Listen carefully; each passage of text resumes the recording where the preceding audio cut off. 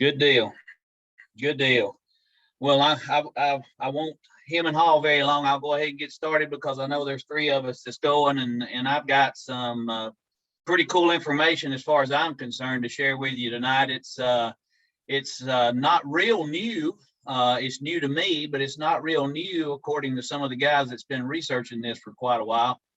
But what we want to try to start out with is we want to talk a little bit about trying to keep these guys healthy, setting them up for success through all the phases of the life cycle, whether they're going to be replacement heifers or feeder steers or what they're going to do.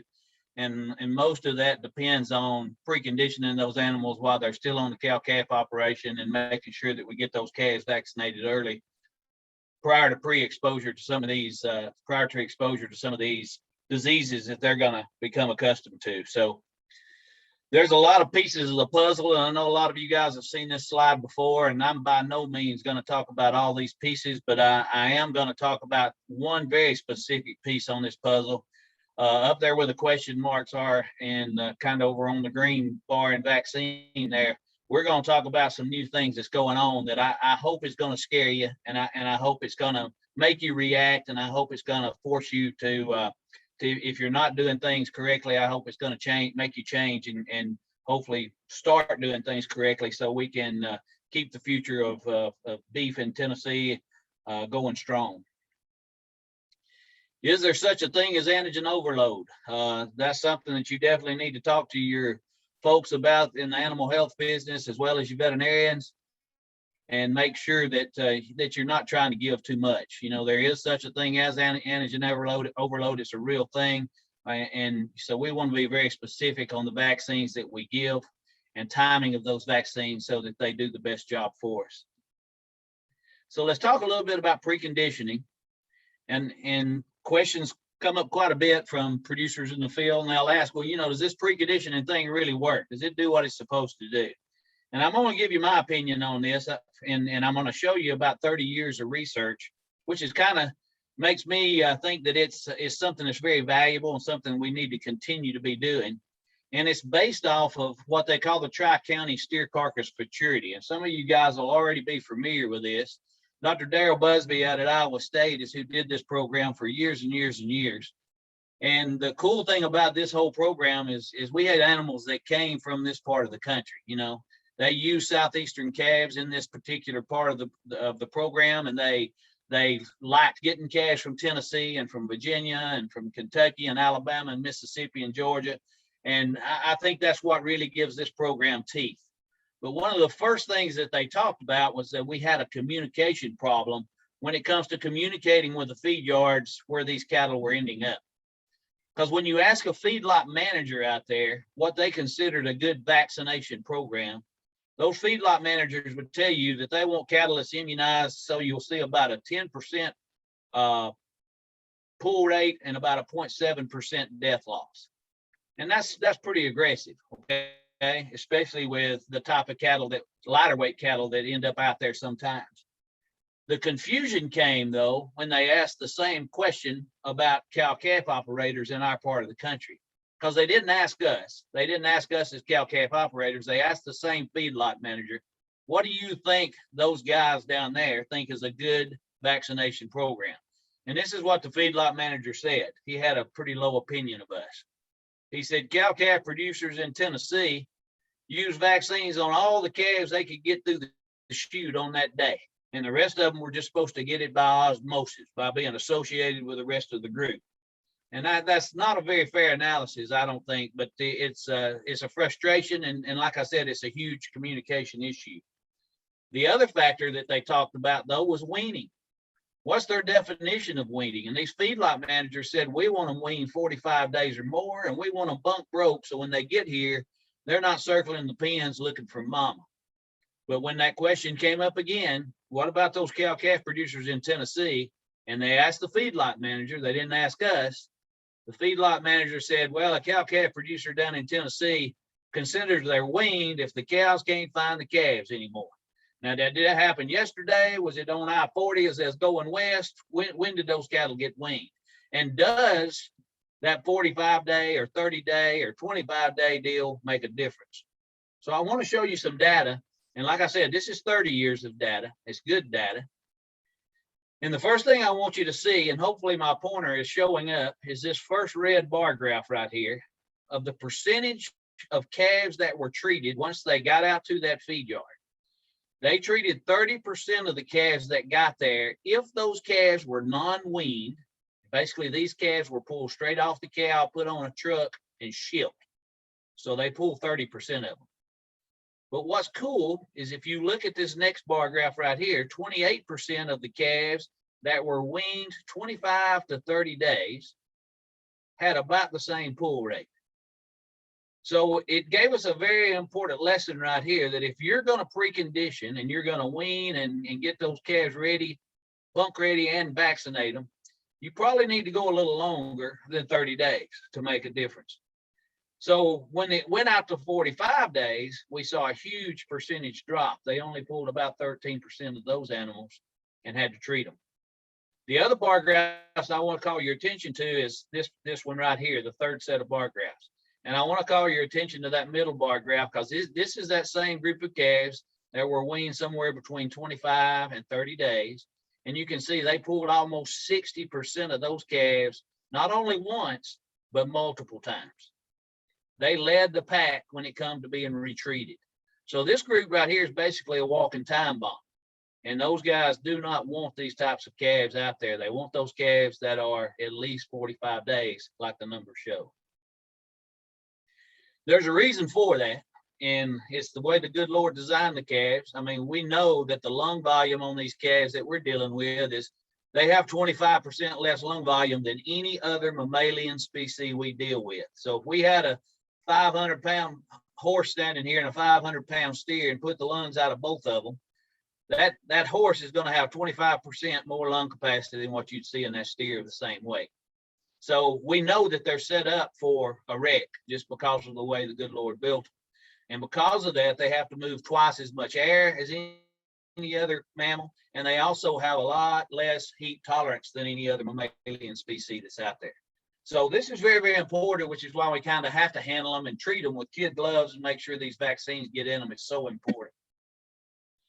So take this steer, for instance. This is a steer that we took this picture of standing in a feed yard, and he would act like he wasn't sick. And of course, you can tell he don't feel good, but you know how calves are. That's that fight or flight syndrome where they're going to say, oh, I'm not the weak link. Don't pick on me. Go get somebody else.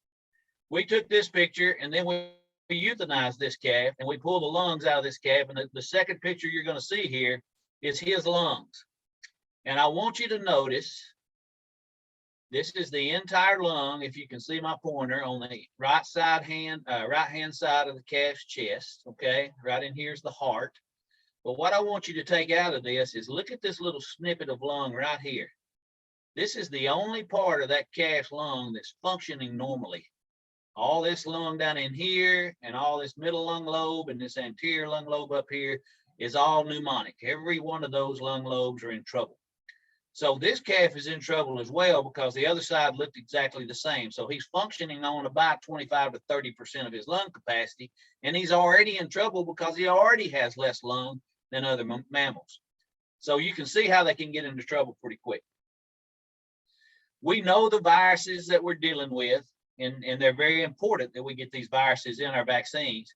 But we also know or are pretty familiar with most of the bacterial issues that we see as well. So you know, like I said, you want to talk to the folks that know a heck of a lot about it. Your veterinarians are very crucial when it comes to picking their brains and making sure that you're getting the correct antigens in these guys when you go set up your vaccine protocols for vaccination.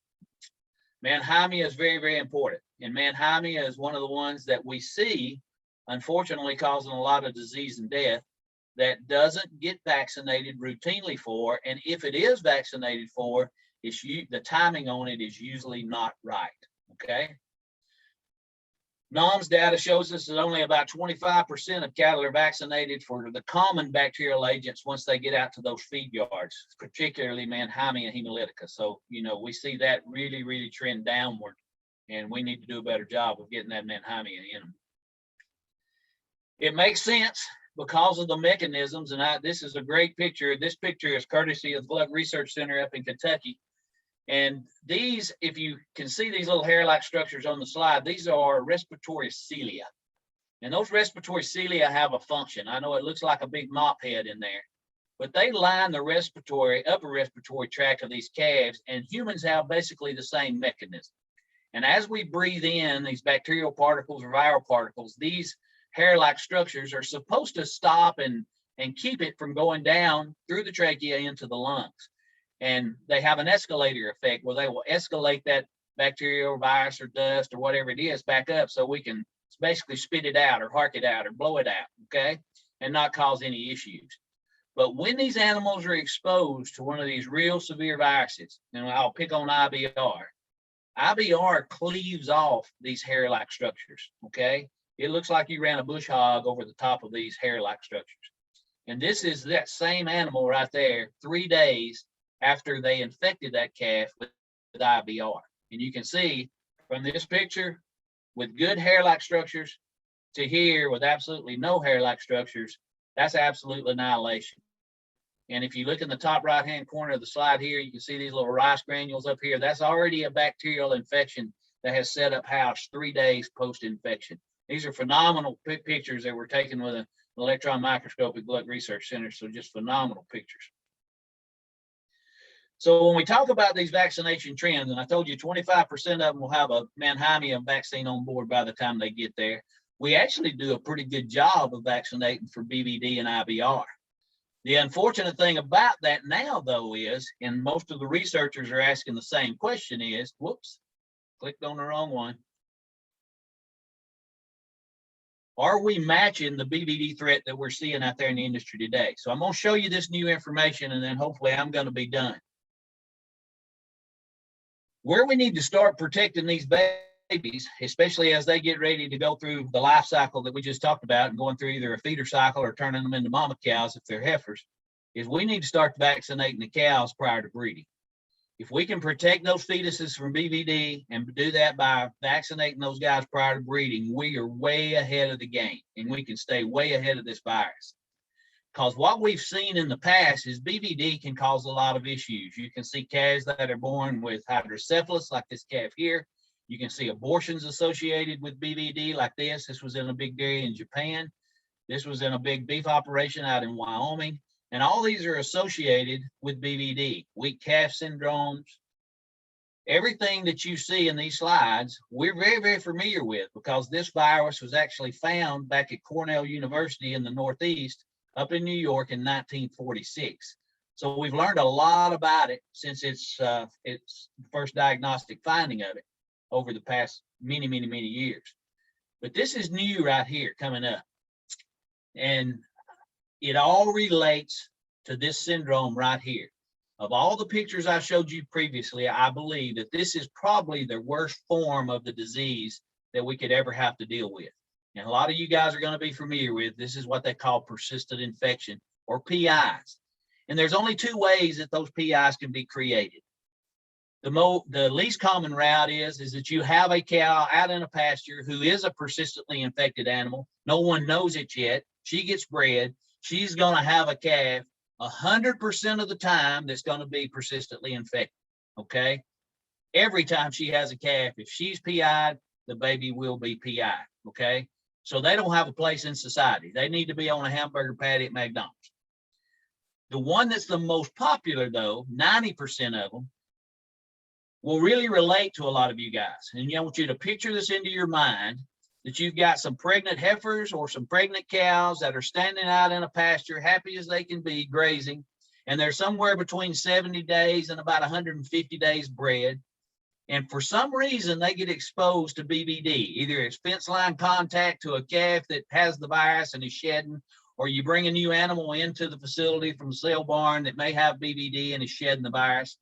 You may not see a single pregnant animal get sick. They may not show ever a clinical sign. But unfortunately, that virus will migrate, especially during that pregnancy, down to that fetus, and it will set up house. And once it sets up house inside that fetus, it will never leave. That calf will be born with the virus, and that calf will be a constant shedder of that virus for the rest of his life. That's how 90% of our PIs are hit the ground and become viral shedding factories. And when I was in school at Auburn, they showed us this slide and they said, this is what a typical PI animal is going to look like. And I'm going to tell you right now, after 30 years of looking at these things, that ain't the typical PI we see. Okay. They in school, the textbook said, oh, they're poor doers. They won't live till they're 6 months of age. Most of them are going to die. I'm here to tell you, most of them don't read that book. That's bull crap. Okay. Most of the ones we see are these big old fat sassy ones like this one you see in the picture that are sitting there just shedding virus to everything around them. And like I said, they are viral factories. Now, these next pictures I want to show you, I think they're awesome. And I'm going to skip this one and go to the next one because I think you can see it better. But this is a 60,000 head feed yard. And pen number 539 and pen number 540, those two pens right there together, both have nothing but persistently infected calves in them. Okay, they're all PIs. And if you look through that group, I don't see a lot of poor doers out there. Okay, there are not all the same size. Some are real fat and sassy. Some have a moderate body score, but all those animals are PI positive and they are shedding a lot of virus. This feed yard put them in those two pens to prove a point. He fed all these cattle, 60,000 head, for about 130 days. And he wanted to see how will it affect these cattle in those perimeter pens around them. And if you were in a perimeter pen and exposed to any of these persistently infected calves, you were 33 times more likely to be treated for respiratory disease due to that infection. So it is a hot virus and it's very easily spread through the groups. Now, here's where we get into trouble. We've talked to you guys for years and years and years about there being two types of BVD, and you better make sure that you have both types in your vaccine. There's a type 1 strain and a type 2 strain, but we don't talk about these subtypes. Type 1 has a 1A strain and a 1B. Type 2 also has a 2A strain and a 2B.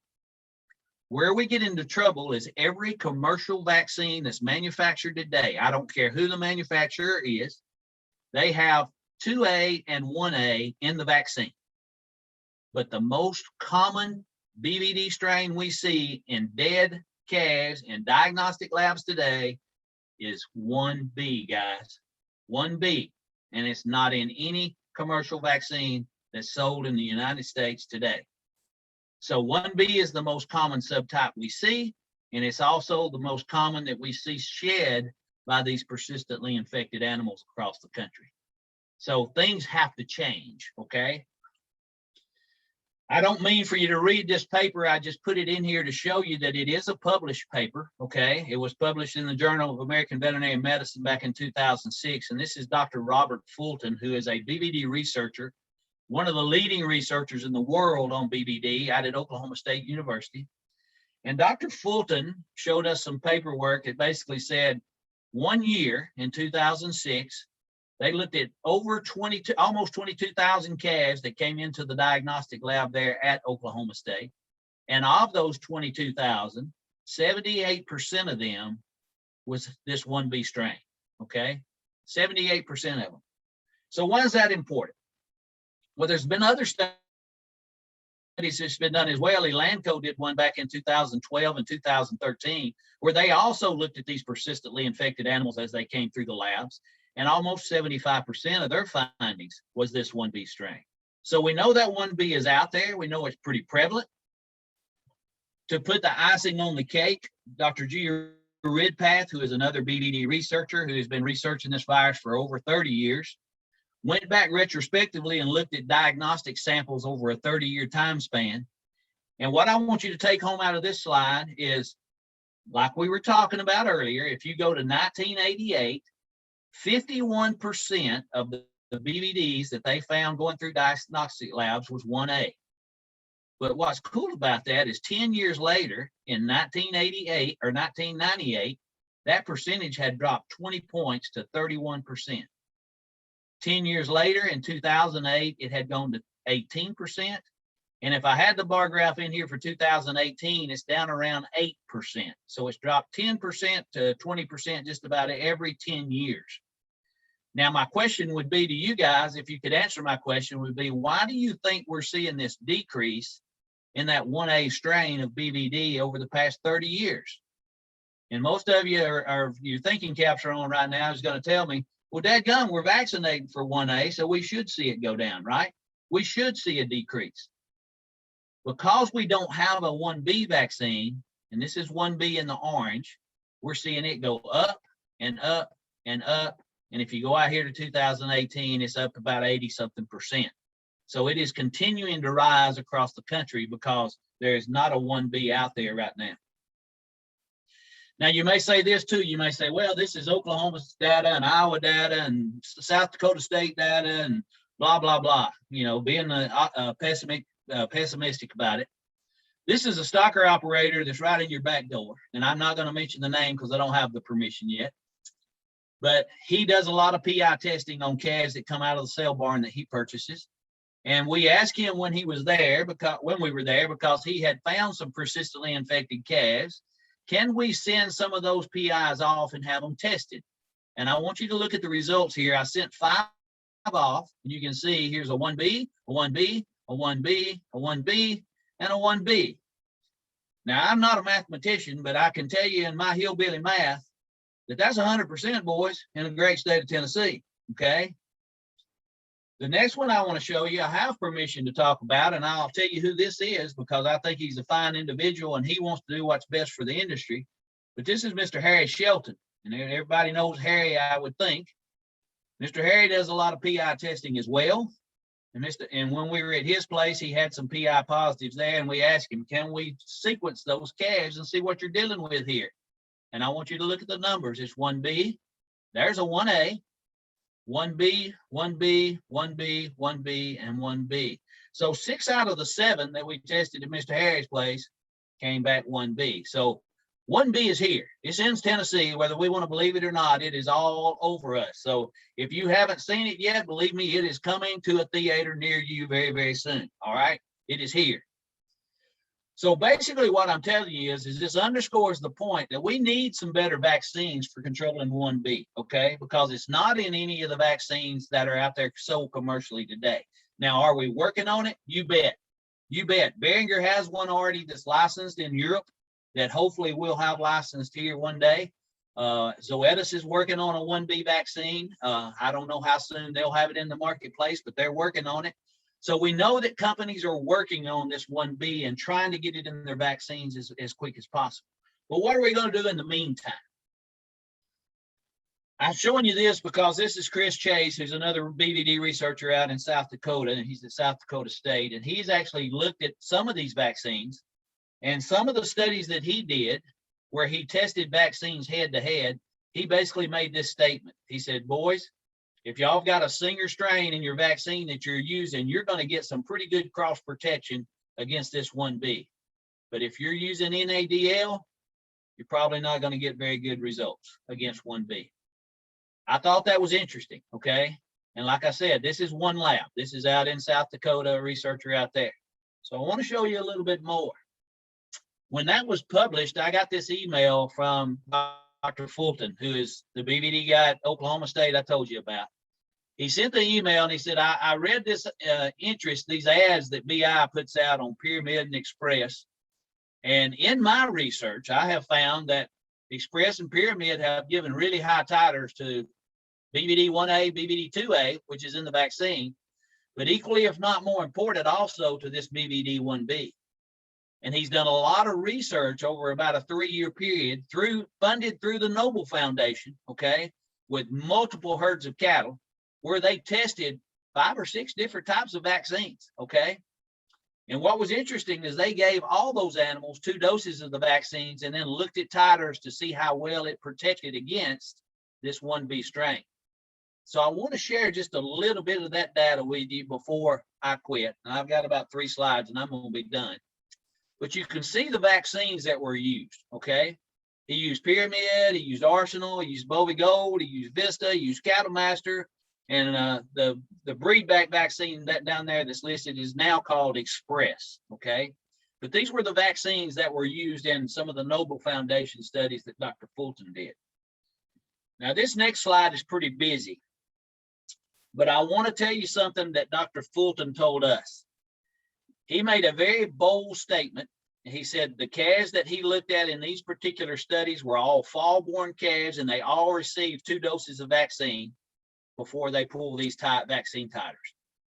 And he said with very high confidence, if you don't elicit a titer of at least 1 to 128, it is not going to protect against the BVD1B strain, okay? Not going to protect.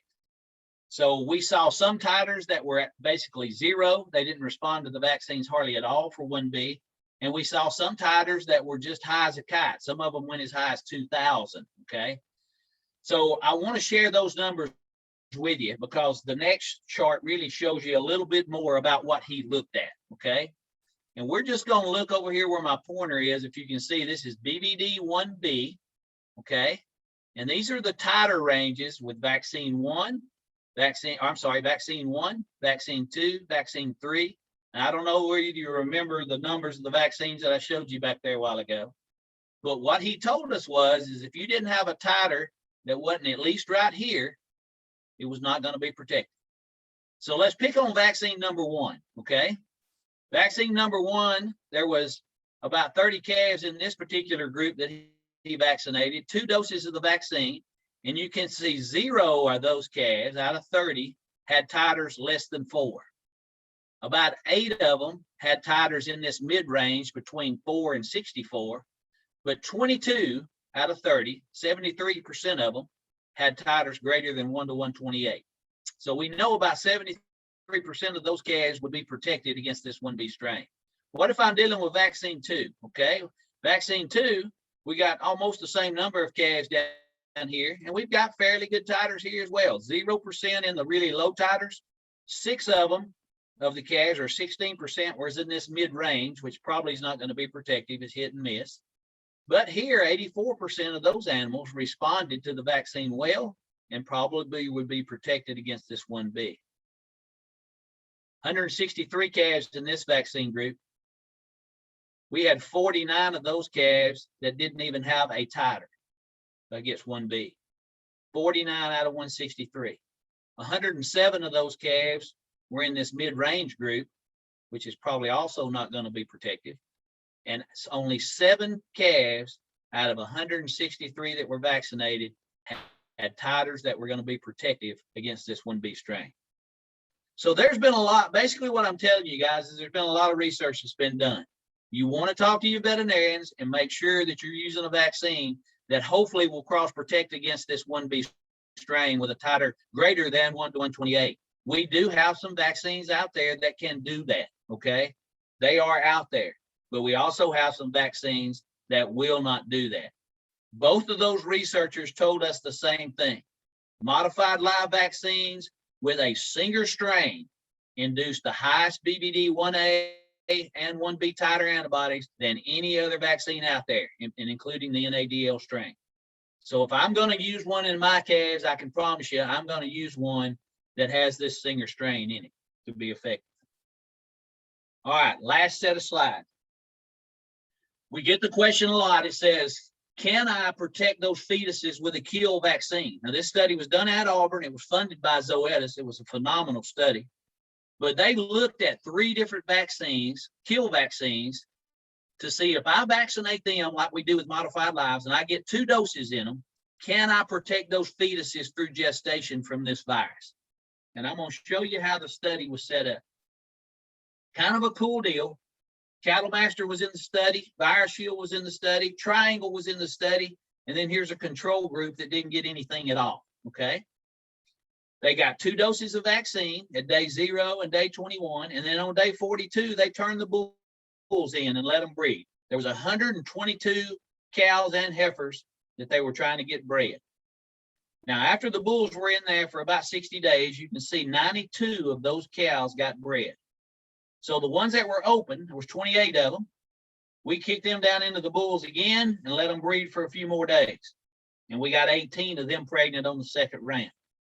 So totally, we got 92 in the first round and 18 in the second round. We've got 110 pregnant animals that we can test, okay?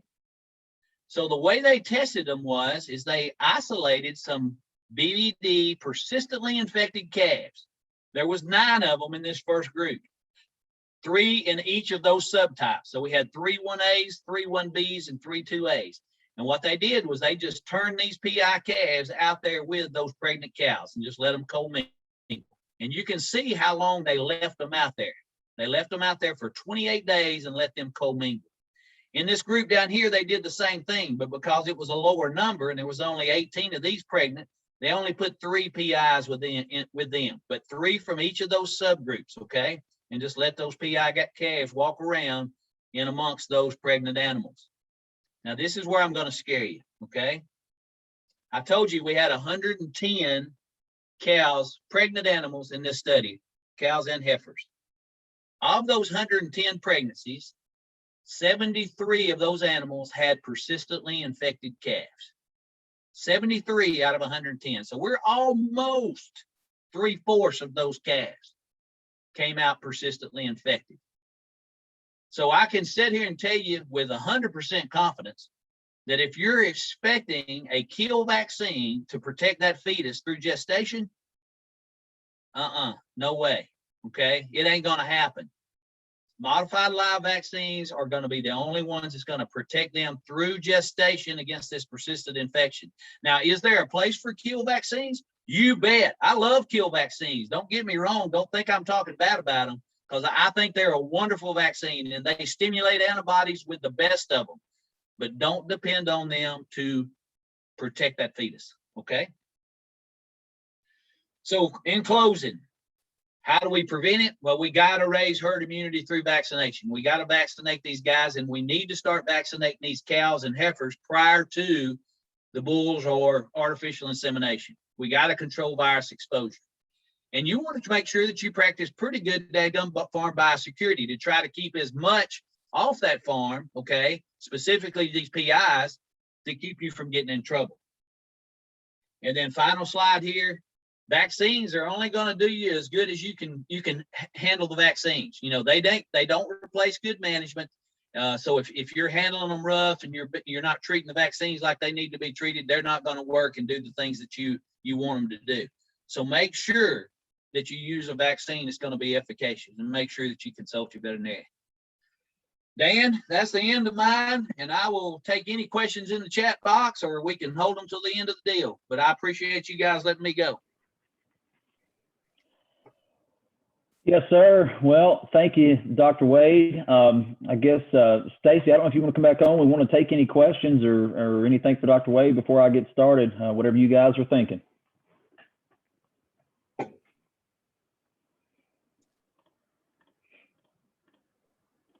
Dan, unless Kevin's got questions in his box, I don't see any on my end. I don't see any. Maybe they'll come up with them here by the end. Okay. Okay. Well, go ahead, Dan.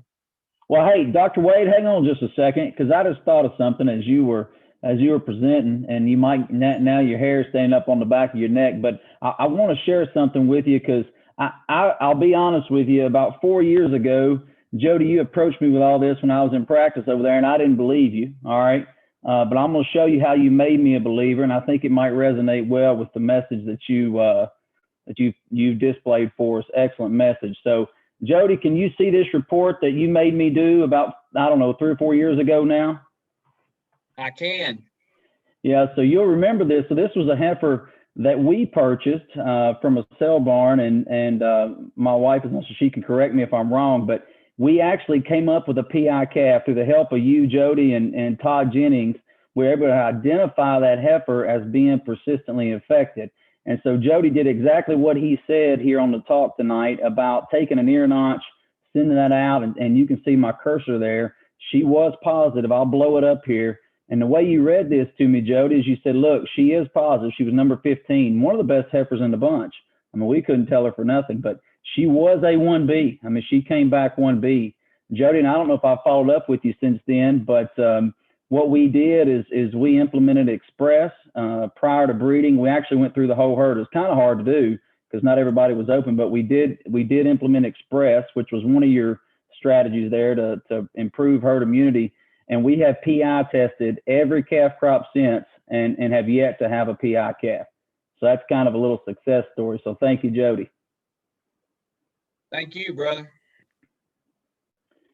All right, well, let's, I still don't see any questions, so I'll tell you what I'm going to do. I'm going to pop up I'm gonna pop up my presentation here and we'll get started. So my name is Dan Cummings, and I'm excited to be here with you all tonight. Really appreciate the opportunity to allow Boehringer Ingelheim to jump in on the program and work with UT Extension. It's always a pleasure to be able to do that. Hopefully, I'll tell you what I'm gonna do. Let me back up here a second. I'm gonna turn my video off. It doesn't seem like it wants to stream very well. So let me try it again.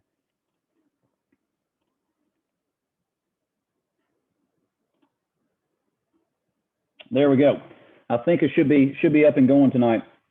So kind of what I wanted to, we're going to talk a little bit about cow-calf herd profitability. And I know we've got Dr. Griffith coming up here later, and he's really going to introduce some things to us that I'm excited to learn, at least for our operation, to help us out as well. What are those areas we can improve on? And sometimes what I think about is what are we doing well and where can we improve in order to improve profitability in the cow-calf operation.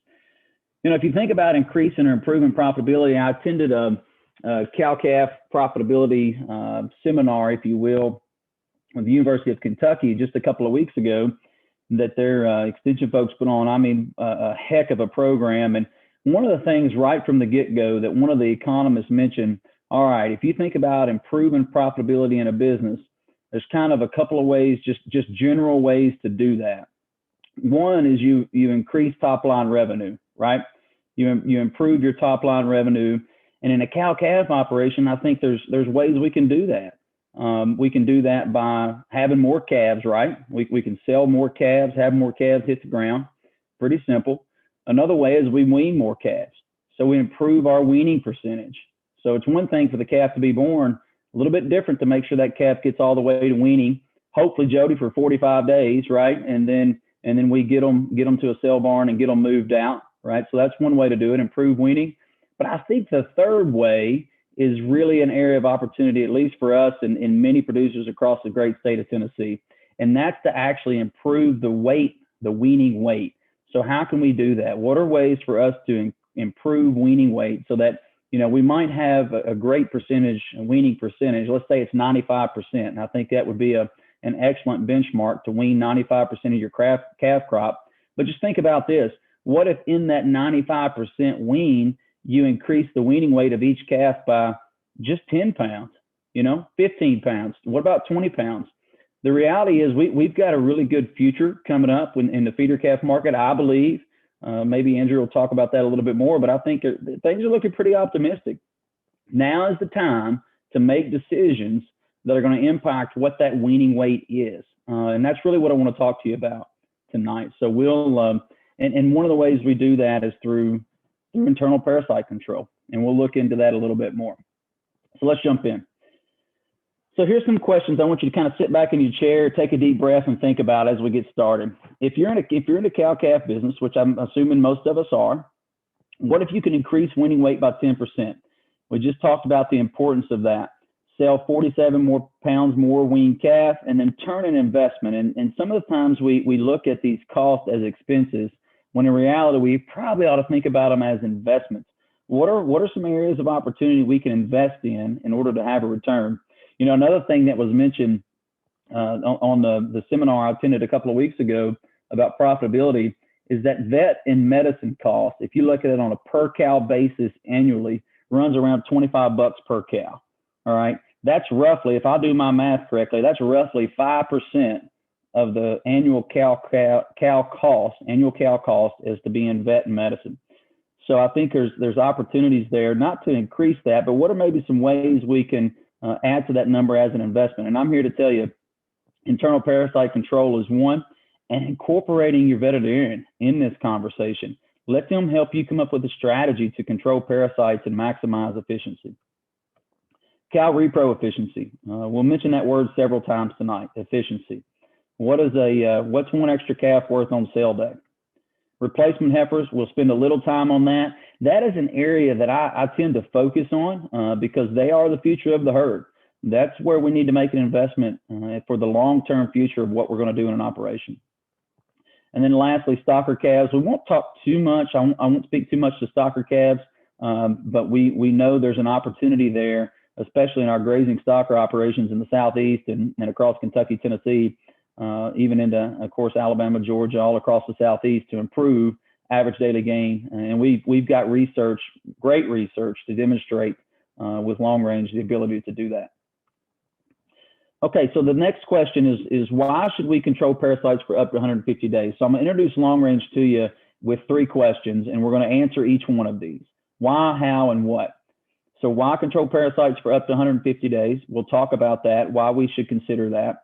How does it work? How does long range work differently than other products, other anthelmintics, other dewormers? So how does it work differently? And not only differently, but how is it superior, and why do I keep using this term investment when I'm talking about long range? And it really boils down to what the results are.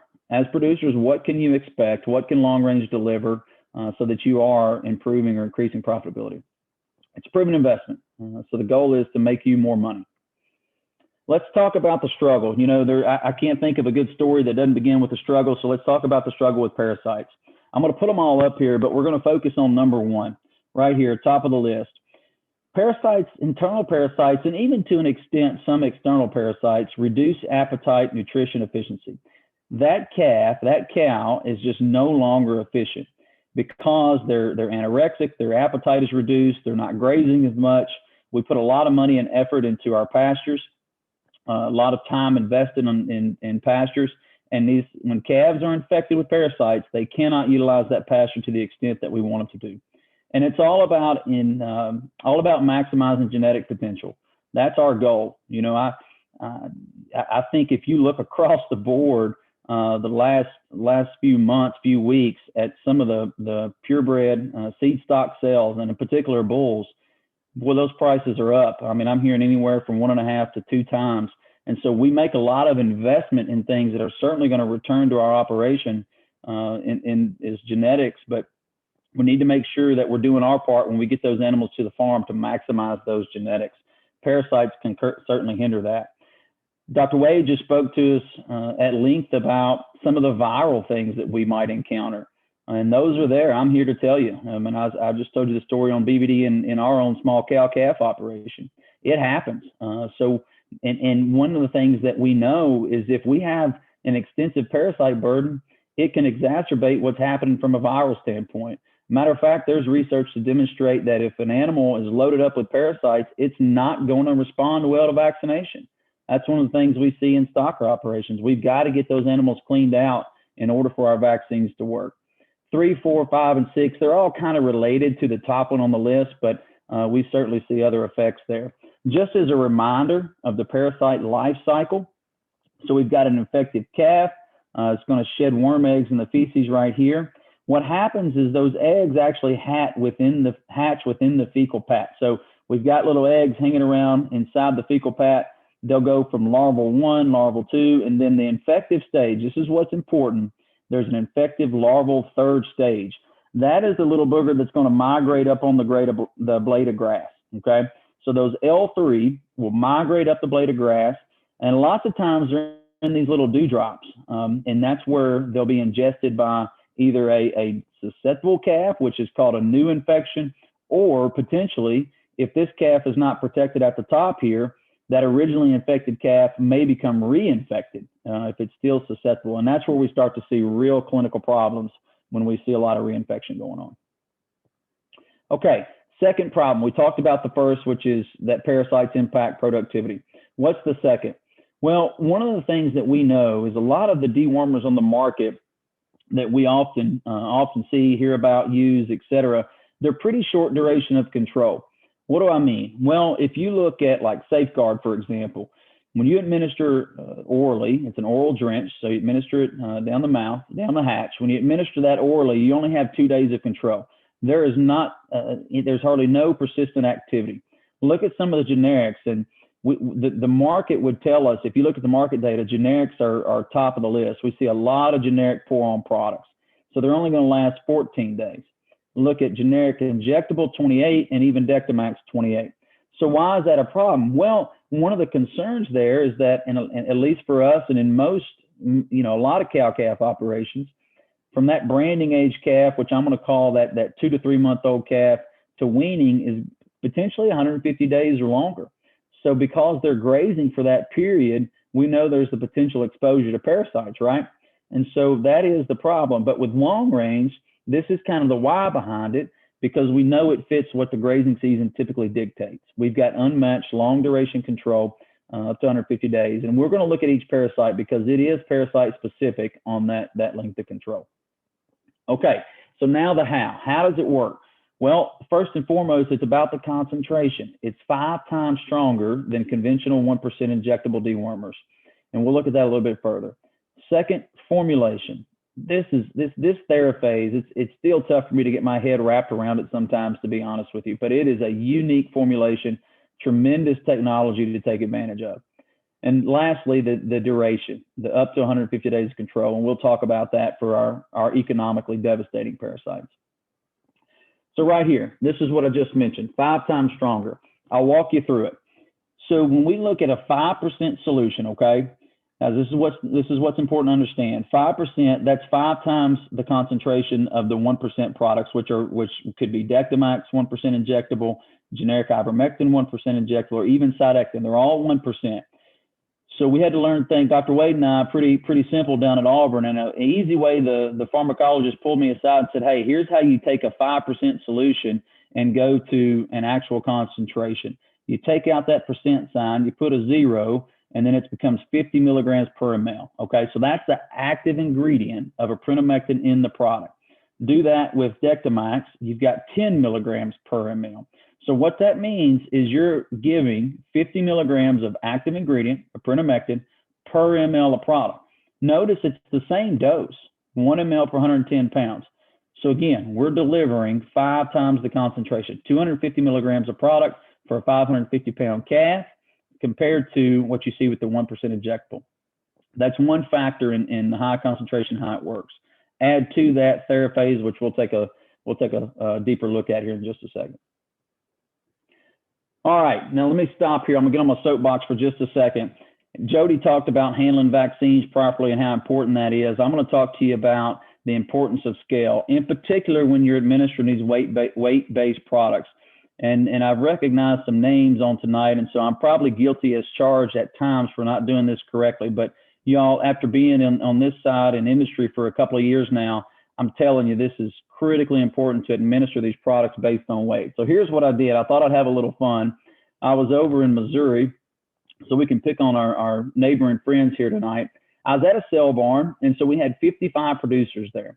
And we were maybe discussing something similar to tonight. I don't really recall, but this was prior to COVID. I think it was about the middle of last fall in 2019, so 2 falls ago. But anyway, we had 55 producers there, and what I did is I put an Angus cow. We're at a cell barn, at a stockyard, and we put a commercial Angus cow that the owner of the cell barn had, and we ran her through the ring, okay? And we said, everybody write down on a piece of paper what you think this cow weighs. Just take a guess. You know, everybody's good at it. I'm going to quote Jody here. I'm not. I can't guess a chicken within 30 pounds. That's Dr. Jody Wade's quote. I'm stealing it from him tonight. But it's accurate for me. I can't. So, but we know that we oftentimes are guessing weight. We're estimating the weight of a cow. So we did this. We put her through. And look, y'all, look at the guesses here. I mean, if you're wanting to set a trend, most of the time you want that trend to be pretty even. Well, we are up and down all over the board, all right? I'm drawing squiggly lines. What we found, though, is that the highest guess was 1,800 pounds, 1,800 pounds. The lowest was 675 pounds. Now, to keep this anonymous, this is participant number 54, participant number 37. I didn't want to pick on anybody in particular. But you see the spread there. Now, oftentimes, if we're all together, I'd ask you, which one are you most concerned about? Are you concerned about underdosing these cows? Or are you concerned about overdosing? I'll tell you, for the most part, y'all, these products are pretty safe, okay? Our dewormers are pretty safe. So I am much more concerned about potentially underdosing this cow. Let's take it a step further. So then I tried to average the guess, okay? So if I put all the guesses together, the average was 1,066 pounds, all right? That's the average. So now, what did the cow weigh? Cow weighed 1,270 pounds, okay? So what we found is that the average guess was that far off, just over 200 pounds. Incredible. We've got to get these doses accurate. These products are formulated based on weight. They're efficacious based on weight. All right, let's move on. Well, let's not. This was a producer or a veterinarian actually, worked with in Missouri. I got these pictures from him, Dr. Luke Wells, but I thought this was a heck of a neat rig. And he had a foremost chute with the True Test scales on it. So when he's working cattle, when he would go around the farms working cattle, he would weigh each individual animal and dose appropriately. A fantastic opportunity to utilize the service that's there. And I know that in the state of Tennessee, there's opportunity to take advantage of some programs to get these things done. I just highly encourage you to do so. All right, let's get back to it. I'm going to stop sharing for a second because I think the best way that I can explain TheraPhase to you is through a video. So let me stop my share. I'm going to share a video. Give me just a second here. Let's see if this will work.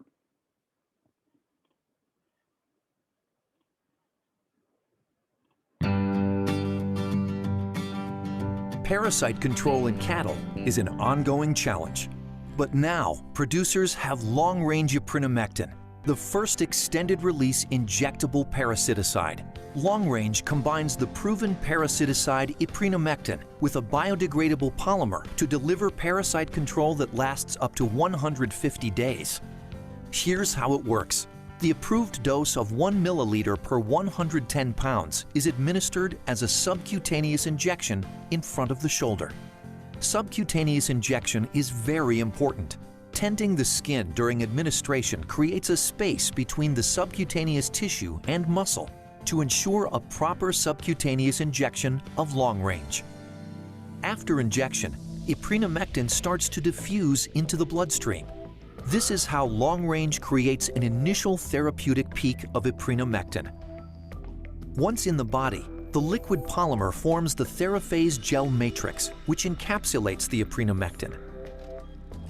As TheraPhase breaks down, the eprinamectin is gradually released into the bloodstream over an extended period of time. Following the initial peak, the plasma concentration begins to decline, but remains well above therapeutic levels.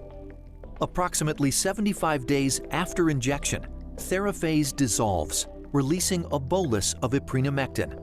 This creates a second peak in the bloodstream about 100 days after the injection. Subsequently, TheraPhase biodegrades by hydrolysis and is eliminated from the body as carbon dioxide and water. Thanks to TheraPhase technology, one long-range injection provides effective therapeutic levels for an extended period of time. Depending on the parasite species, long-range delivers up to 150 days of parasite control with a single treatment. That's long enough to help break the parasite life cycle and reduce parasite burdens on the pasture. Ask your veterinarian about a prescription for long-range today. Long-range eprinamectin important safety information. Do not treat within 48 days of slaughter, not for use in female dairy cattle 20 months of age or older, including dry dairy cows or in veal calves. Post-injection site damage, such as granulomas and necrosis, can occur. These reactions have disappeared without treatment. Not for use in breeding bulls or in calves less than 3 months of age. Not for use in cattle managed in feedlots or under intensive rotational grazing.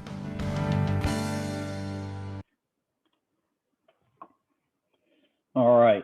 Hopefully that was able to come through okay. 2 take-home points as I'm pulling the slides back up here quickly.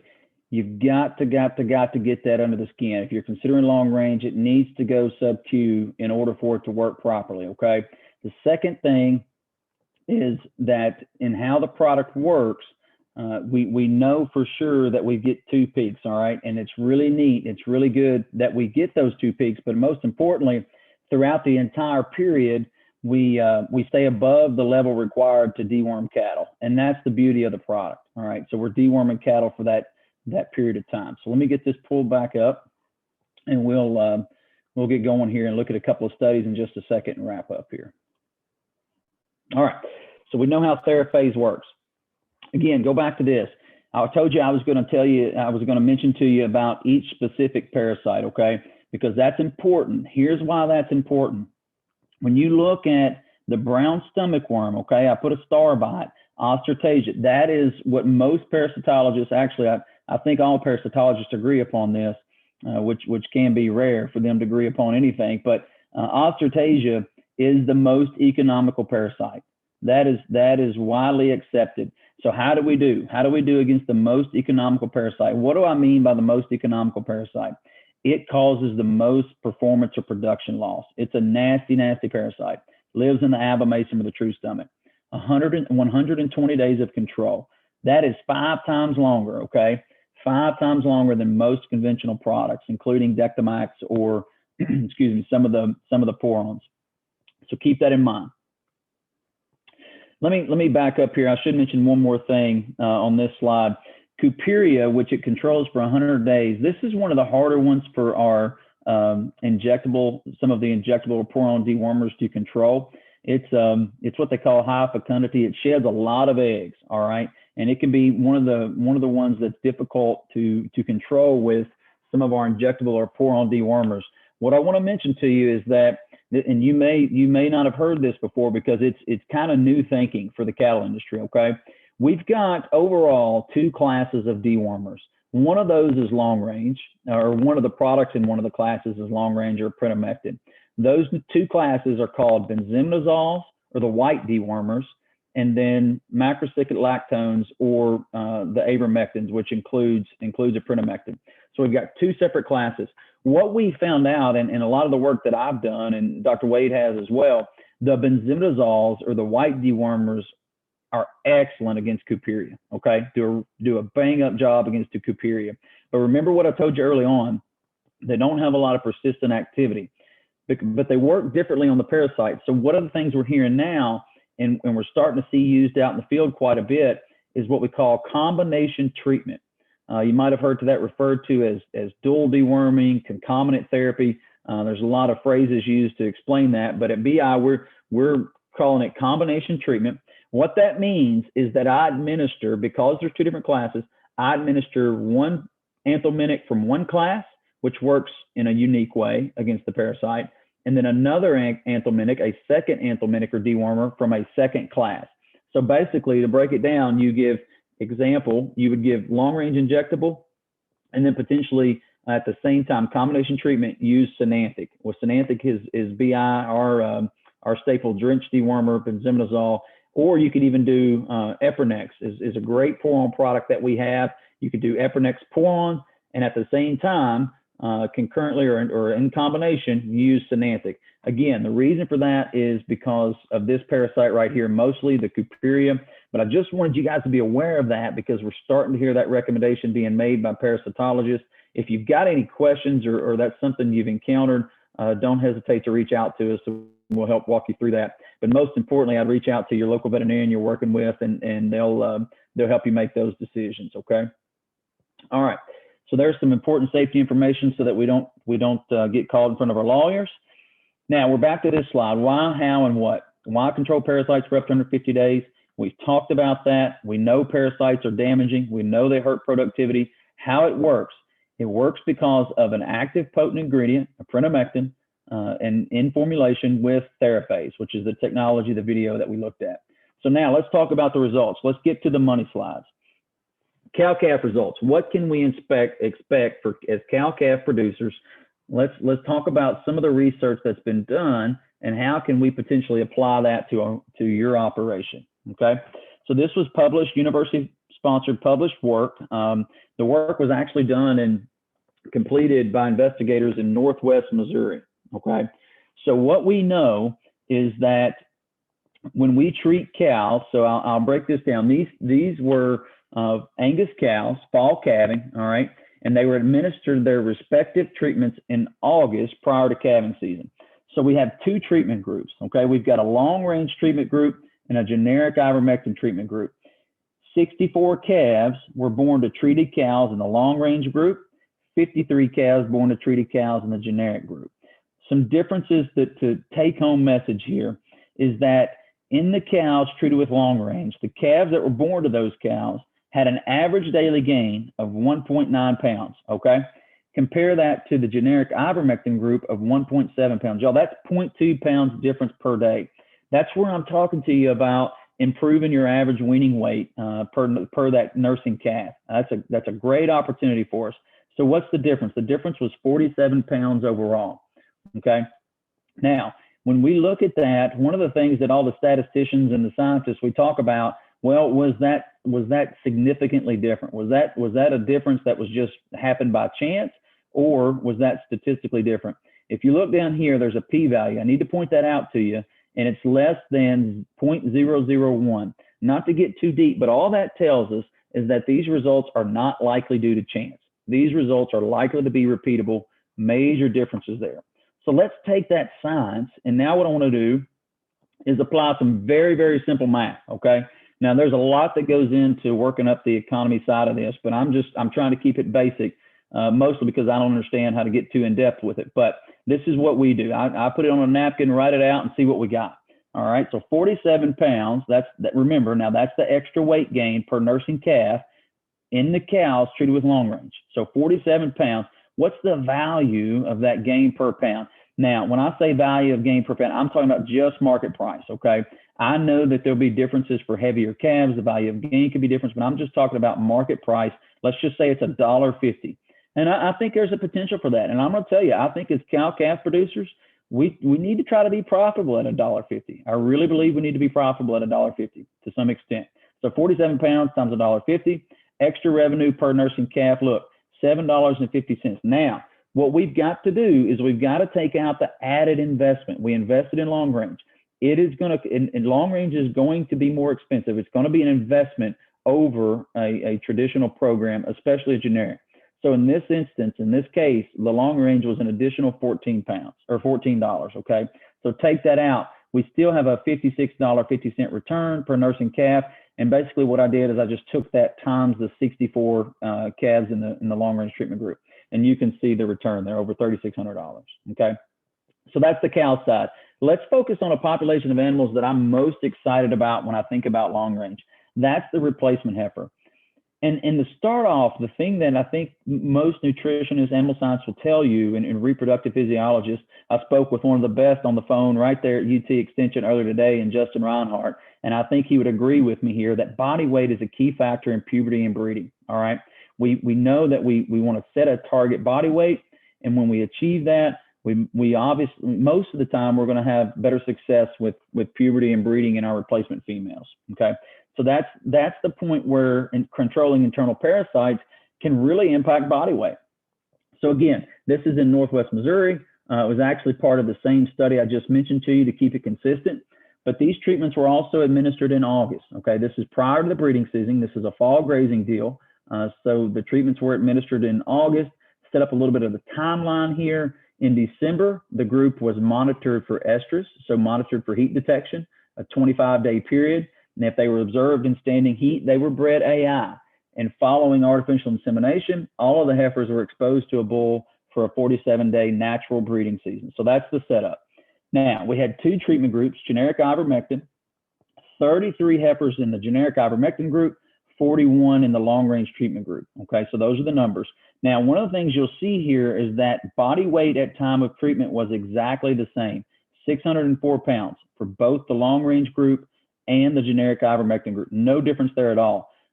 But holy cow, look at this. Pregnancy check weight, we see a significant difference between the two. 769 pounds for the generic ivermectin treatment group and 825 pounds, y'all, for the long-range treatment group, okay?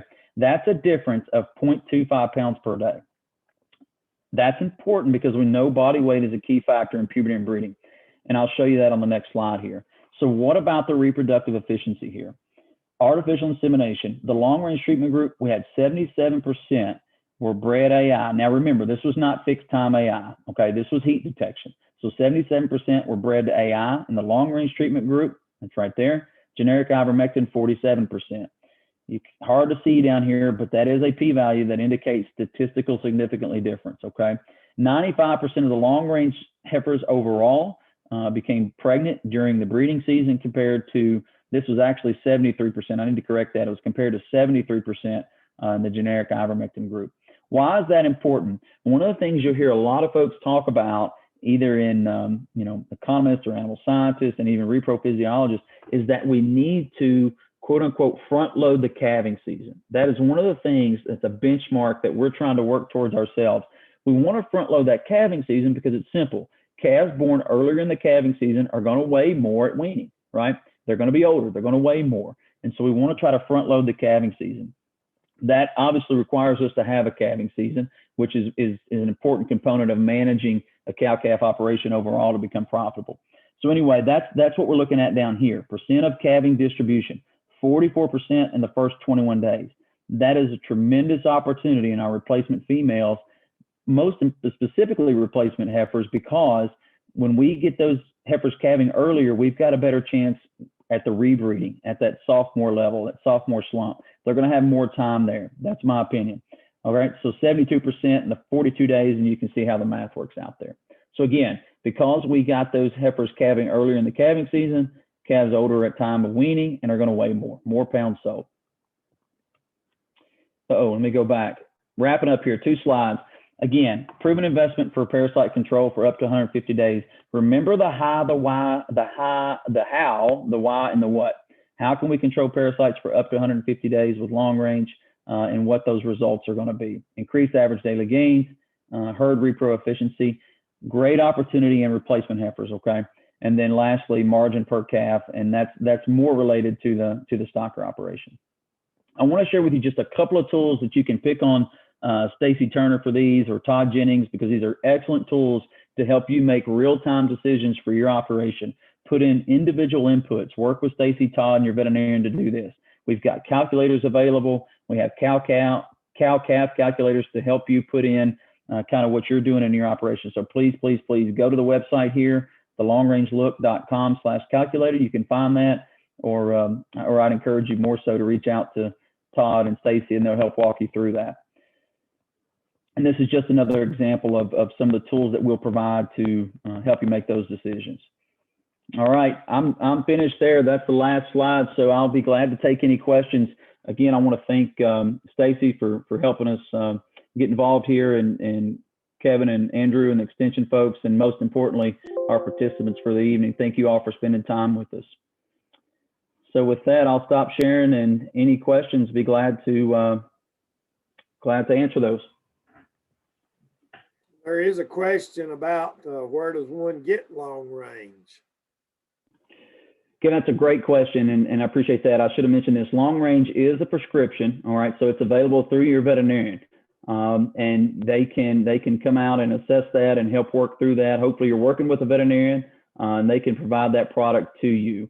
And if you may not be familiar with the veterinarians in the area, what I'd recommend is reach out to Extension or your Extension agent, or Stacy and Todd, and they can probably help you locate one. But I'd recommend anytime you're working through herd health, vaccination program, deworming, I'd love for you to consult with your vet to make those decisions, and long range would be available through your veterinarian.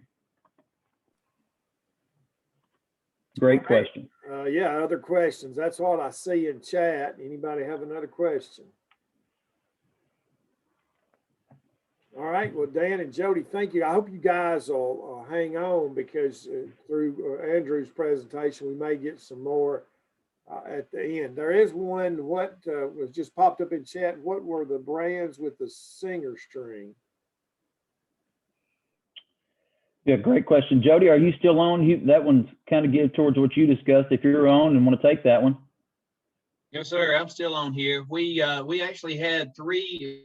Dr. Fulton did work with 3 vaccines that had the Singer strain in it. And of those 3 strains that he was working with at the time, one was Express, and one was Pyramid, and the other was Vista.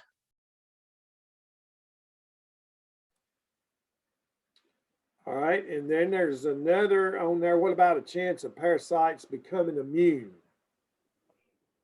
Oh, that's a really, really good question there, Kevin. Thank you for that. So there is always a chance that parasites become immune or resistant.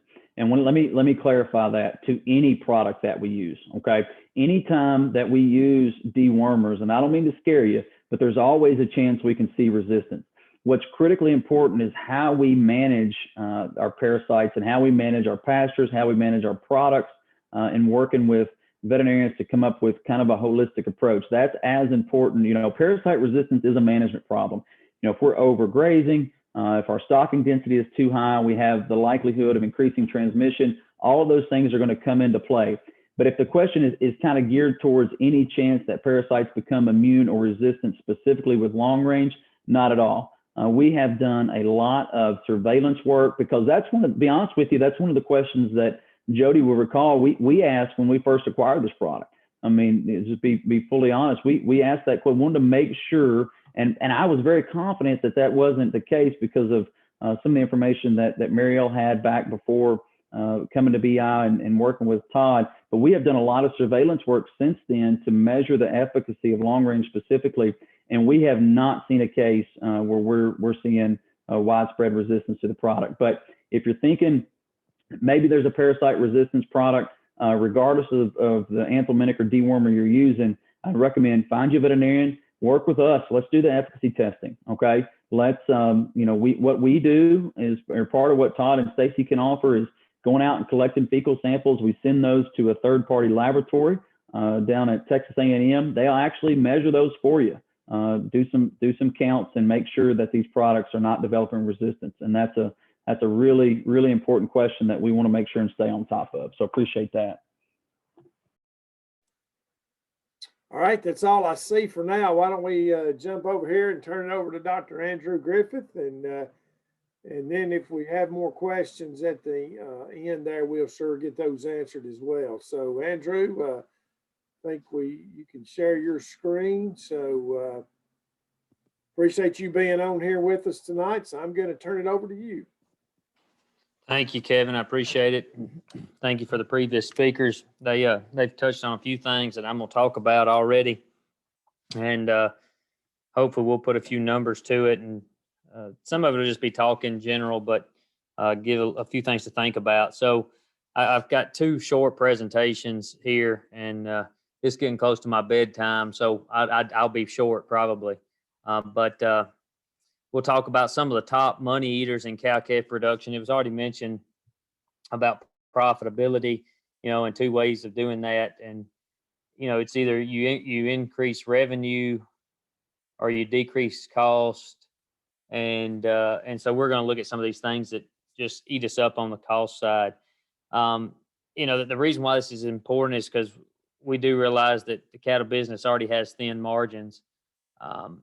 If the cattle business was just highly, highly profitable, there'd be a whole lot more people in it than are in it, because that's what people tend to do. Anything that's got a lot of money in it, that's what people want to go do, right?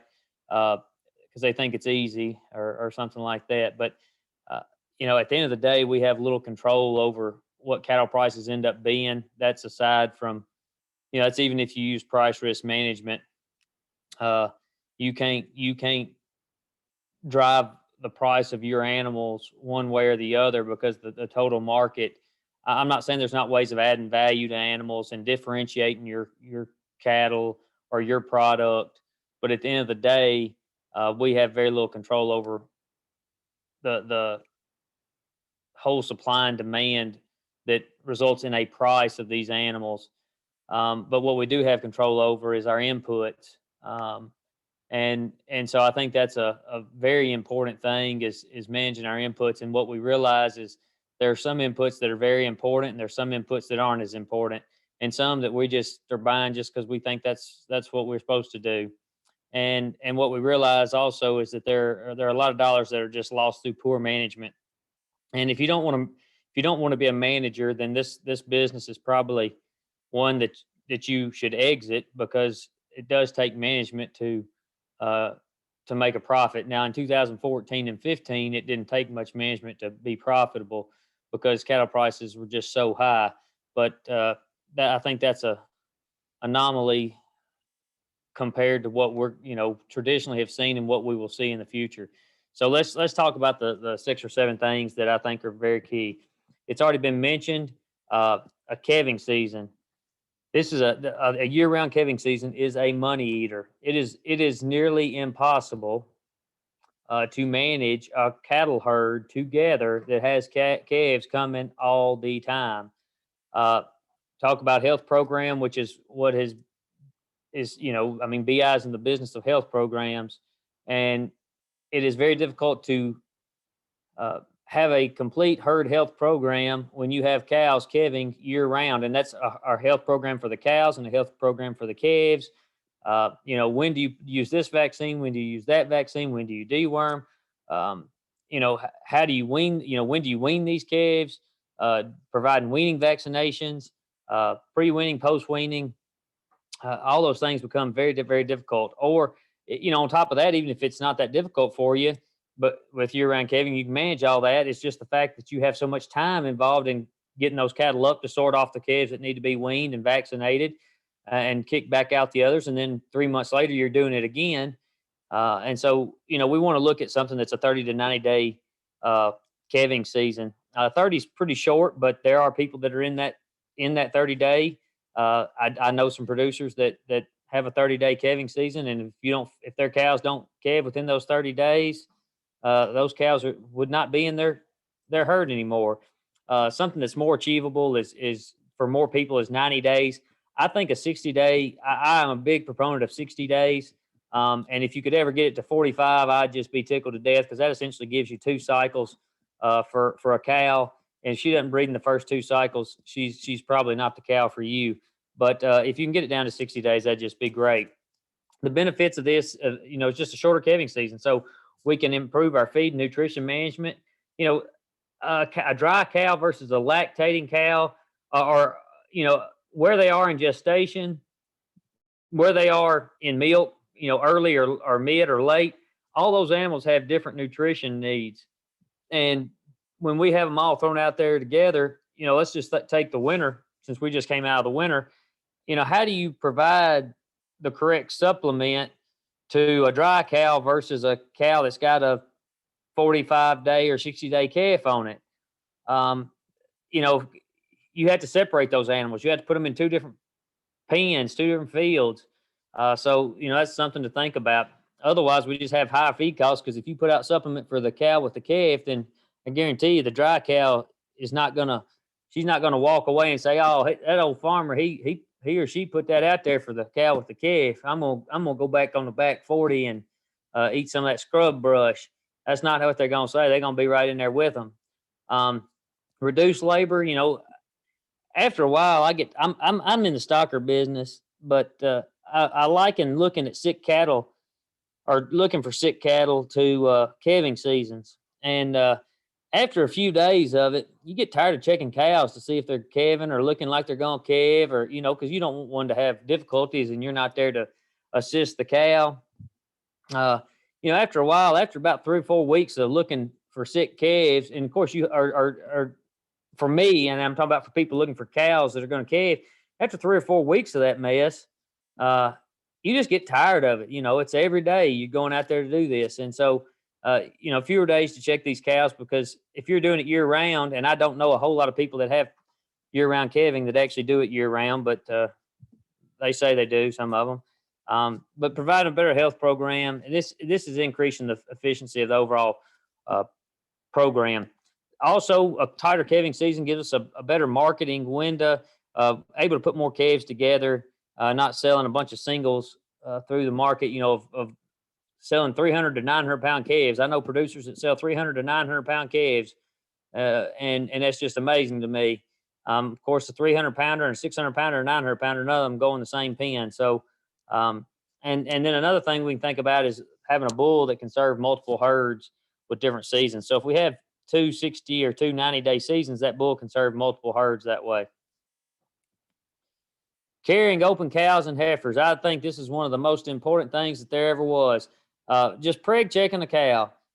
We have very, very few people that do it. I don't know how long our family has had a veterinarian preg check cows. It's been several years now, and it's one of the best investments that's been made. It is expensive to carry a cow that's not bred, and a cow that's supposed to be bred and not bred should not be. Essentially, she's part of the factory. I mean, she's just a worker in the factory, and which is your business of farming. And if she's not producing, there's no business that keeps somebody in the factory that's not producing. They just go ahead and fire that person and put somebody else in there. And so when it costs less than $10 per head to preg check these animals, I don't care if it's through palpation, through ultrasound, through a blood test that you do on your own and send it in, all of them are less than $10 a head. and some of them are cheaper than that. But if we just call it $10 a head, that's only $300 cost for 30 cows. And if you find just one open cow out of 30, it will more than pay for that $300 expense. You will save that much in not carrying that animal for the next 6 to 9 months as an open animal and finding out, oh, well, she's open. I guess I should do something about that now. And at the same time, you know, what you probably will find out as well is that if you weed out those that aren't breeding, you'll probably, I mean, or, you know, if you go ahead and cull those, you'll probably weed out a lot of the subfertile females in your herd. It's not necessarily the most heritable thing, but you know, you will weed out those animals, and you'll find fewer and fewer each year.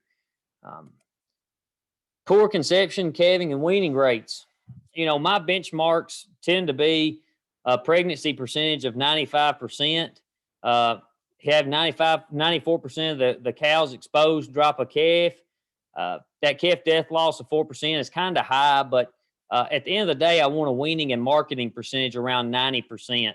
Now, you could lose some after weaning, but really just think of that weaning percentage as the marketing percentage. And if you're not meeting 90%, it's hard to make money in this business. There's a lot of people that have cows that don't get bred, a lot of cows that end up aborting, so your calving percentage is lower. I mean, it's one thing to get a cow, you know, pregnant, but if she aborts sometime, and that was kind of alluded to, you know, that can happen with BVD, and so there's a lot of other things that can cause abortions. But if we have a problem with that, we need to be marketing at least 90%. So if you have 30 cows, you know, you need to be marketing 27 calves every year, or at least have that many calves. I mean, maybe if you're holding back your heifers, you won't have 27 calves to market, but you know, there needs to be that many calves that come out of that group. And if it's, you know, if it's 50 cows, then you need 45. You know, you can kind of think back on your own operation, and are you meeting that benchmark? Are you marketing, or at least weaning 90% of the calves relative to the number of cows exposed to a bull? So, I mean, that is something that is kind of a silent expense that a lot of people don't recognize. It is eating people's lunch, literally. That's the difference between eating steak at lunch and eating Spam. Overstocking pastures. Excuse me. This is something that is pretty easy to see. Just drive through anywhere in Tennessee, just drive any back road that you want to in June, and you will see that we have overstocked pastures all across this state. And that's because people think they can make more money because they have more cows. If I just have more cows, then I'll probably make more money. And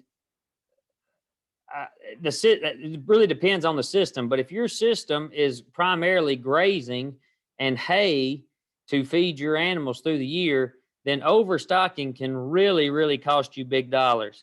Because once you overstock, you end up killing out grass stands. Then you end up having to feed hay for longer time periods. And what we know is that hay generally tends to be more expensive than any type of harvested feed stuff or forage. Mechanically harvested is going to be more expensive than an animal grazing it.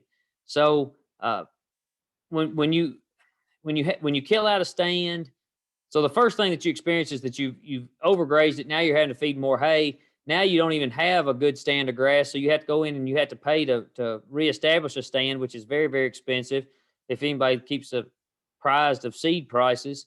And then generally this probably results in calves underperforming because there's nothing for them to graze on, and mama's not producing enough milk, and blah, blah, blah, blah. It just keeps going. And this time of year, one thing to be thinking about is to not graze pastures before they're really ready to graze. Most people in Tennessee and in the Southeast, we tend to want to graze our fescue pastures long before they're actually ready to graze. And what that does is that hurts our overall production for the year.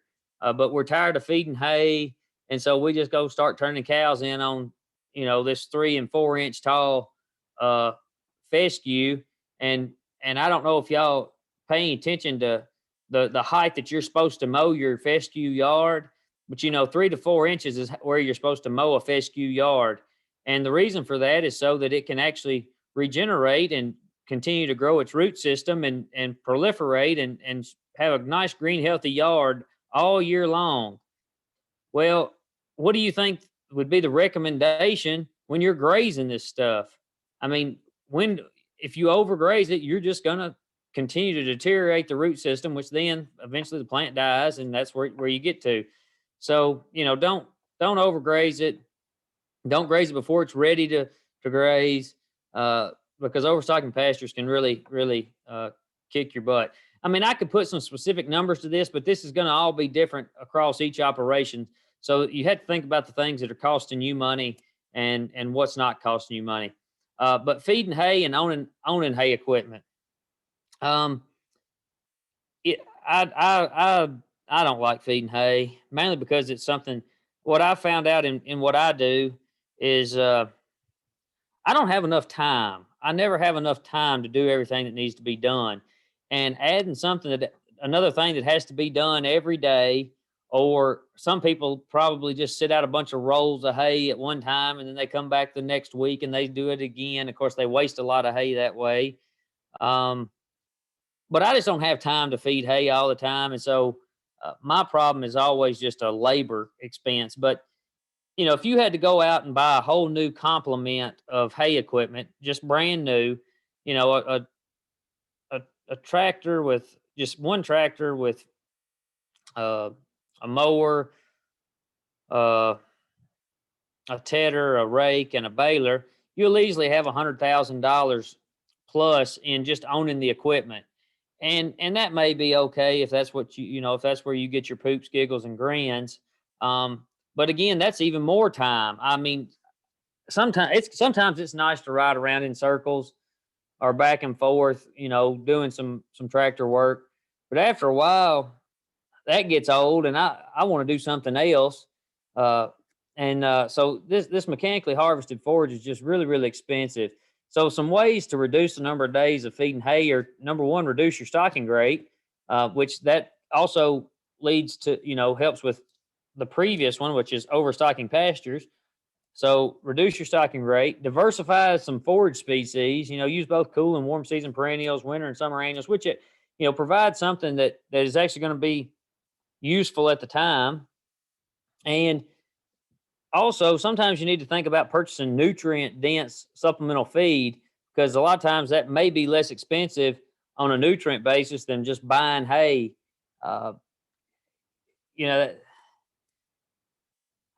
There's a thing. Everybody wants to be full, right? You can, when you sit down at the dinner table and when you leave the dinner table, you kind of want to feel like you're full. You got enough to eat. Well, you can eat things that are very nutrient dense and you won't feel full at all, but you can achieve all the nutrients you need. Whereas there's other things that will fill you up in a hurt, they can really fill you up, but you ain't got no nutrient at all in it. And we actually produce a lot of hay like that in this state and across this country. We produce a lot of that hay that will fill a cow up, but so she feels like she's full, but she's walking. She's just losing weight as she goes. And then we got this other stuff where some people will feed these nutrient dense type feeds, and the cow's walking around like she's hungry all the time, but she's got all the nutrients she needed for that day. So those are some things to think about. Then we come to necessary versus unnecessary spending. And, there is a cost associated with the health program, right? But on the flip side of that, what's the cost of not having a health program? Based off of what we've heard tonight in the previous presentations, I would say the actual cost of the health program is much lower than the cost that would be experienced had you not had a health program. And then how some people get like, well, fertilizer prices are high now, and I just don't think I'm going to apply it. Well, there are systems where you can get by without applying nitrogen, potash, and phosphorus. I mean, there really are systems, but those generally tend to be more intensively managed systems and have a certain a lot of rotational grazing type things, generally not pulling hay off of that ground. And so there are systems that work that way, but if you're already overstocking your pasture, you can't afford not to invest in fertilizer. So you have to weigh that. In some ways it can be good, in some ways it can be bad. And then here's you one, lime. My goodness, most people I don't even think know what it is. I was actually reading a poster today where it was talking about the efficiency of fertilizer based off of pH. And if you had a pH of 6.5, well, then you got full efficiency of your fertilizer. But if you had something like a 5.5, you were losing 33% efficiency. And if you were down to a 4.5, you were losing like 70% efficiency on your fertilizer. So you were essentially throwing away with a 5.5 pH, you were throwing away a third of what you were putting down in fertilizer because the plant wouldn't be able to utilize it. So, there's something to think about there. Yes, it has a cost. But at the end of the day, what are you trying to do? Are you trying to make money? Or are you just trying not to spend it? Or so the point of this is that there's some things you need to pay money for, and there's some things that aren't that important. And then you look down here and you say, oh, I don't want to pay taxes this year, so I better go buy a new piece of equipment. We have a tax structure, and I'm not going to get off on this too much, but we have a tax structure that is set up in such a manner that it encourages you to go out and buy new pieces of equipment and new toys to go on the farm,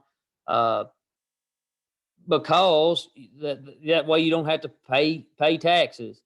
And don't misunderstand me. I think there are times if you need the piece of equipment and it would benefit you, then there's no reason why you shouldn't go out and buy a piece of equipment to avoid paying taxes if you really need that piece of equipment, especially if you can spend it in such a way that you're really only paying, 65, 66, 67 cents on the dollar. And there are definitely situations where that occurs. You could go out and buy you a $50,000 tractor or hay baler and depreciate all of it in 1 year. And in reality, based off the tax savings, you only paid 67 cents on the dollar. I mean, there's no doubt that is possible. And if that's the case, there's no reason not to go do that if you need the hay baler or the tractor. But there's also no sense in going out and buying a hay baler or a tractor if you don't actually need them. So you have to think about what you need, what would add value to your operation, because if you're going to add a piece of equipment to the lineup that you have, you want something that will actually return value. So think about it from that standpoint.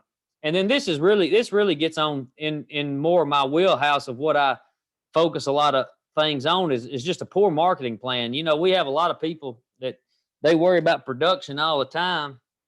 I talked to a gentleman today, and he sometimes feeds some cattle. Sometimes he just load lots of feeder cattle. It doesn't matter. But, he said he doesn't want to mess with futures and options and this, that, and the other. He just wants a contract and be able to write a contract and move on.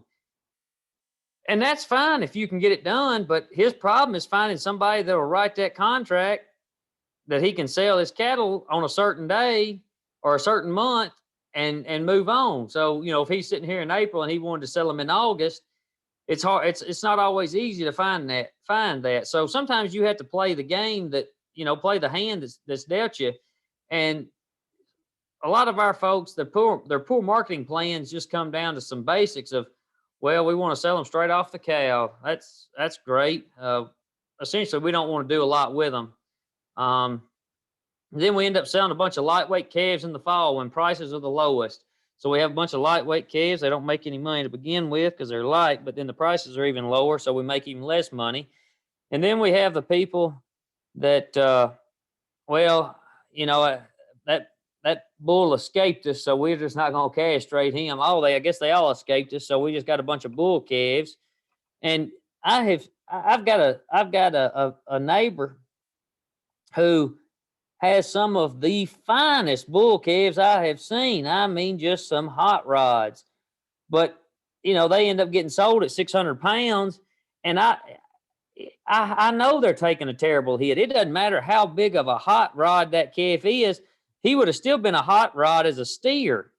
It was just taking the time of that producer to castrate that animal. And then you say, well, why would he do such a thing?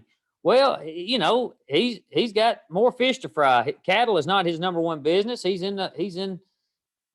likes to drive tractors with planters behind them more than he likes to mess with cattle. And so, you know, that's where his focus is. But you say, well, you know, you have to put value on what you think is more important to you, I guess, at the end of the day. Then it comes down here. This selling them one at a time has a lot to go back with that calving season situation. We don't really want to. We want a tight calving season so we can start grouping cattle, because the research shows that even groups of 4 or 5 calves sold together bring a higher price. They'll end up bringing $3 to $4 a hundredweight higher price just if they're sold in groups of 4 or 5 than an animal that goes through the barn and sells as a single. And then we also know that selling in big groups, larger lots, you know, especially a 50,000 pound load. So that's a tractor trailer truck load. You know, we'll generally see $10 to $12 per hundredweight higher price on those animals compared to just singles. So there's a lot of value in that. And then this other poor marketing plan is this one I can't hardly get enough of. There's a lot of people that think they just got good calves because they've been using those bulls that meet the TAEP requirements. What a lot of people don't understand is their individual herd has requirements. It doesn't really matter what TAEP thinks is a good bull or not. And I'm not saying that the requirements within TAEP are not good. My point is producers are essentially counting on somebody else to help them make their decisions, and they need to be looking at what's in their cow herd, the genetics in their cows, and what bull do they need to put on those cows to make a more marketable animal, as in feeder cattle. So that's another thing to think about. But let's get into something that's got really good meat and actual numbers to it, because this is where this will be short as well. But Justin Reinhart, which his name's already been mentioned tonight, and we wanted to look at just how reproduction's impact on herd profitability. And so this touches on some of those things we've already talked about. And so our main objective was just compare the net returns of a cow-calf operation and how it's impacted by reproductive success. And essentially what we're looking at is, you know, that weaning percentage and calving distribution. So how does the percentage of animals weaned and when they're actually born, how does that influence profitability in a cow herd? And so what we did was some back of the feed sack math, and that's what I'm going to go through very, very quickly. But our base thought here was we had a pregnancy rate of 92%. We had a calving rate of 90%, and our weaning rate, which is also our marketing rate, of 88%. So that's our base assumption, 88%. We have producers that are better than 88%, and we've got producers that are worse than 88% in this state. But within that, we had a calving distribution of 40% in the first 30 days, 35% in the second 30 days, and 25% in the last 30 days. So that's denoted here as 40, 35, and 25 right there in the center of your screen. But so in other words, we're looking at a 90-day calving season with 45% born in the first 30 days and then 25% in the last 30 days. And we assumed a weaning weight of steers at 545 pounds and heifers at 550 pounds. And we just used a 50 head cow herd. We've got people that are smaller than that. We've got people that are much larger than that, but it's scalable. So you can, if you have a 100 cow herd, you can scale what we've done and kind of see what the numbers look like. But what we know, we're gonna look at. Let me back up. We're going to look at different weaning rates. We're going to increase and decrease the weaning rate in our analysis, and then we're also going to change these calving distributions a little bit. Which those changes in the calving distributions will also end up changing these weaning weights and marketing weights. So weaning rate versus weaning weight all those things are going to be influenced. And so we'll look for the distributions. We'll look at 50% of the calves born in the first 30 days. And I'll tell you, we were very, very conservative. I know several herds that easily have 70% of their calves born in the first 30 days of a calving season with no problem. I mean, 70%, and some can be higher, but we were very conservative and just wanted to show some just small changes, what small changes can do to overall profitability. And then we looked at, if it got even worse than our base scenario, how much that really puts a strain on the financials. But let's first just look at weaning rate. And so here's our base scenario is this center 88%. And if we had a herd of 50 cows, and based off of our assumptions, we're looking at a return of $60.10 per head from this cow herd if we had a weaning rate and a marketing rate of 88%. Now, if we jump that up to 90, so that's $3,000 for our 50 cow herd. I mean, this is not a get rich quick thing. The cattle business is not something where you just get rich all of a sudden and things are hunky dory. The margins, like I said, are thin. We think about all this work we put in it, and all you come out with is $3,000 in a year, and you start wondering why you did it, because all the effort you put in was had to have been worth. I mean, you could have went and flipped hamburger patties at McDonald's and still been as much the beef business as you are at home. Maybe even be in the beef business even more if you're at McDonald's flipping hamburgers. Because I mean, you don't talk about pounds of beef going out. You just work there for a couple months and you'll push some beef.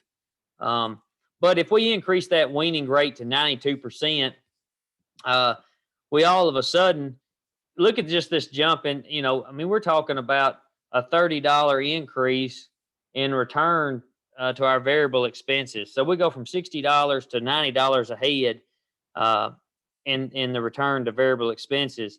And so that'll end up with essentially $1,500 more dollars in our pocket if we go from an 88% weaning rate to a 92% weaning rate. But let's just say we go down 10% or down to 82%, which I hate to use 82%, but we oddly enough have producers that are 82% or less in our state and across the Southeast. And this is where, again, I'm saying, this is a silent cost that we really don't see, but those cows had an expense, and the only person to pay for that is either she herself has to be sold to pay for her expense, or her calf has to be sold. And if she doesn't have a calf, then all those expenses just get distributed across the few calves that were born. And so all of a sudden we go down to 82% weaning rate, and that's $45 less than the 88% weaning rate per cow. And we're essentially not making money in this business at that rate. I mean, I've only got variable expenses. I don't have fixed expenses in here because I didn't want to put in all your equipment, and because I don't know how many buildings you own, and for your, or how much hay equipment you have, and I don't know how many trucks and trailers you own, and we could, that could all come into this, but we're just talking about a return to variable expenses. And so let's look at this change in calving distribution. And like I said, here in the center, we've got our 40% that were born in the first 30 days, 35% in the second 30 days, and then 25% in the last 30 days. And if we just increase from 40 to 50% right here, front load those animals just a little more, we end up with some heavier calves, a heavier calf, same number of calves. We hadn't changed the number of calves. The revenue is just different because we got some heavier calves. And all of a sudden we're up $10 per head just by shifting, 10%. And that is it's really not a hard thing to do. Dr. Reinhardt and I have also written a little publication about instituting AI into a timed AI into cow-calf operations, and looked at several different herd sizes and how that plays into those. And we've got natural service that's above 50%. We've got natural service herds that are having, more than 50% of their calves born in the first 30 days. And if you wanted to put AI in there, you can easily get up to 70%. That's not that's not a difficult chore to obtain. But this, again, we're being very conservative. And so you can look here at the numbers where what we've shown here, how they change and how that impacts the overall profitability. But if we couple those things, so again, the center two columns here have our base scenario that we've been talking about, 88% winning rate, and then this 40, 35, 25. Bump that up to the 92% winning rate and having a little heavier calf because more of them born earlier. And we make a $2,000 increase in our total revenue for a 50 cow herd. Now, $2,000 doesn't sound like a whole lot, but when you put it on a percentage basis, that is nearly a 67. I mean, we're looking at 66% increase in our profit right there over variable expenses. And if you look back here at this 82% and this poor calving distribution, the thing is a lot of times these work in tandem with each other. You know, if you have a poor weaning rate, you're probably going to have a terrible calving distribution. Similar, if you have a really high weaning rate, you're probably going to have a better calving distribution, a more front-loaded calving distribution, just because you've managed in such a way. So, you know, there's nobody that's going to $7 above variable expenses. So you're losing money in this operation if you have any fixed expenses at all. And this is it's just it's not really that difficult to achieve this. So, you know, these are just some fairly typical illustrations of what we see across the state. I'll let Dr. Reinhardt kind of guide those numbers as far as the numbers we wanted to use, but as well, I wanted to make sure we were very conservative so that if we could show that these small improvements had a positive return, that you might actually experience a much higher return than what we're showing. You know, and this actually, this third bullet is one of Justin's comments. You know, his is, you know, he's had demonstrations that show it's very possible to achieve 92% weaning rates. And it's possible to achieve higher than that, and 70% calf crop born in the first 30 days. That's a very achievable goal, and we don't even show how great that would be. But at the same time, you need to, you know, evaluate some cost-effective management practices that get you a higher weaning rate and higher percentage of calves that are born earlier in the calving season. So with that, Kevin, I'll finish mine and stop sharing my screen, and we'll open it up for questions. All right, I'm gonna launch a poll. I wish everybody would kind of give us their input there. So if they would go ahead and answer that. And if there's any questions, I don't see anything in the chat, Andrew. But if there's anybody have any questions, you can just unmute and ask those, or you can type them in the chat.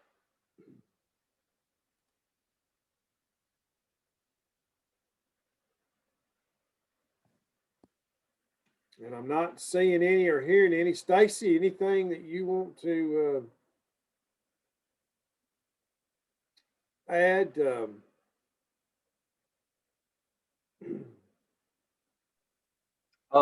Yeah, I just want to thank everybody for hanging with us. I know it was a long night, and we appreciate your business. And if there's anybody got any questions, feel free to contact me or Todd Jennings. We'll be here in the Middle Tennessee area. And you can get our number from Kevin if you don't already have that. Yeah, we'll be glad to do that. If anybody has any questions, let us know. Can y'all see the poll? Anybody? It says that I've got some